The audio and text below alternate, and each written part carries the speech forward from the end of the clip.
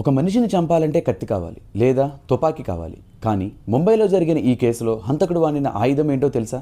కంటికి కనిపించిన ఒక బ్యాక్టీరియా. రక్తపు చుక్క లేదు, శరీరంలో ఎలాంటి విషం ఆనవాళ్ళు లేవు.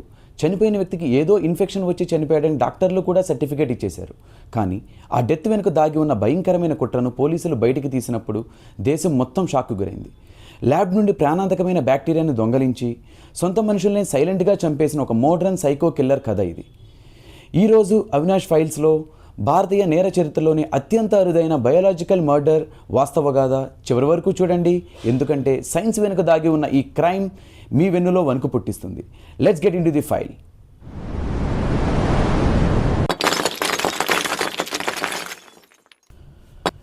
ముంబై నగరానికి చెందిన ఒక సంపన్న వ్యాపారవేత్త ప్రసాద్.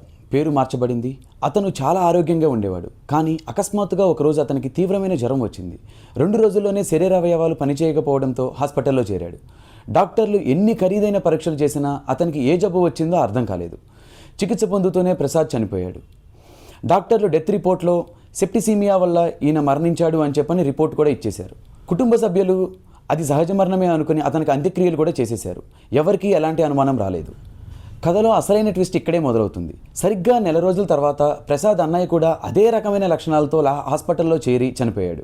ఒకే ఇంట్లో 2 ఆరోగ్యవంతులైన వ్యక్తులు నెల రోజుల వ్యవధిలో అకస్మాత్తుగా ఇన్ఫెక్షన్తో చనిపోవడం పోలీసులకు అనుమానం తెప్పించింది. పోలీసులు రంగంలోకి దిగారు. ప్రసాద్ భార్య కవిత ప్రవర్తన పోలీసులకు అనుమానాస్పదంగా అనిపించింది. భర్త చనిపోయినా ఆమెలో పెద్దగా బాధ కనిపించలేదు. పోలీసులు ఆమె కాల్ డేటా రికార్డ్స్ చెక్ చేశారు. అక్కడ ఒక షాకింగ్ నిజం బయటపడింది. ఆమె సంతోష్ అనే ఒక ప్రైవేట్ మెడికల్ ల్యాబ్ టెక్నీషియన్తో రోజు గంటల తరబడి ఫోన్ మాట్లాడుతున్నట్టు తేలింది. పోలీసులు ఆ ల్యాబ్ టెక్నీషియన్ సంతోష్ను అదుపులోకి తీసుకుని విచారించారు. మొదట వాడు బుకాయించినా పోలీసులు వాడు పనిచేసే ల్యాబ్ రికార్డులను తనిఖీ చేశారు. అక్కడ కొన్ని అరుదైన అత్యంత ప్రమాదకరమైన బ్యాక్టీరియా కల్చర్స్ మిస్ అయినట్టు గుర్తించారు. సంతోష్ మరియు కవిత కలిసి ప్రసాద్ను చంపడానికి ఒక పక్కా ప్లాన్ వేశారు. సంతోష్ ల్యాబ్ నుండి ఆ ప్రాణాంతక బ్యాక్టీరియాను దొంగలించాడు. కవిత ఆ బ్యాక్టీరియాని ప్రసాద్ రోజూ తాగే నీటిలో మరియు ఆహారంలో కలిపింది. ఇది స్లో పాయిజన్ లాంటిది. బ్యాక్టీరియా శరీరంలోకి వెళ్ళిన తరువాత నెమ్మదిగా రక్తాన్ని విషతుల్యం చేస్తుంది. సాధారణ పోస్ట్మార్టంలో ఆర్సెనిక్, సైనైడ్ వంటి రసాయన విషాల పరీక్షలు మాత్రమే చేస్తారు. కానీ బ్యాక్టీరియా పరీక్షలు చేయరు. ఈ లూప్ హోల్ను వాడుకొని వారు చట్టం కళ్ళు గప్పాలనుకున్నారు. కానీ 2వ హత్యకు వారు నేరుగా బ్యాక్టీరియా ఇంజెక్షన్ ఇవ్వడంతో పోలీసులు కూపీ లాగగలిగారు. Biological crime. భారతదేశంలో ఇలాంటి బ్యాక్టీరియల్ మర్డర్స్ చాలా అరుదు. నేరస్తులు ఎంత అప్డేట్ అవుతున్నారో చెప్పడానికి ఇది ఒక ఉదాహరణ. కంటికి కనిపించిన సూక్ష్మజీవులను ఆయుధాలుగా మార్చుకుంటున్నారు. Loopholes. మెడికల్ ల్యాబ్స్ నుండి ప్రమాదకరమైన బ్యాక్టీరియా లేదా వైరస్లు బయటికి రాకుండా ఉండడానికి కఠినమైన నిబంధనలు ఉండాలని ఈ కేసు హెచ్చరిస్తోంది. మోటివ్. ఈ కేసు వెనుక ఉన్నది ఆస్తి వ్యామోహం మరియు వివాహేతర సంబంధం. చదువుకున్న చదువును ప్రాణాలు తీయడానికి వాడడం అత్యంత దుర్మార్గం.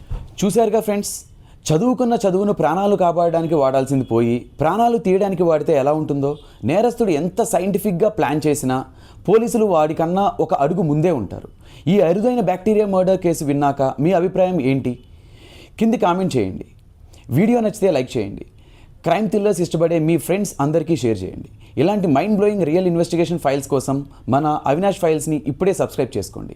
మరో అదిరిపోయే మిస్టరీ ఫైల్తో మళ్ళీ మీ ముందుకు వస్తాను. అప్పటి వరకు సెలవు. జై హింద్.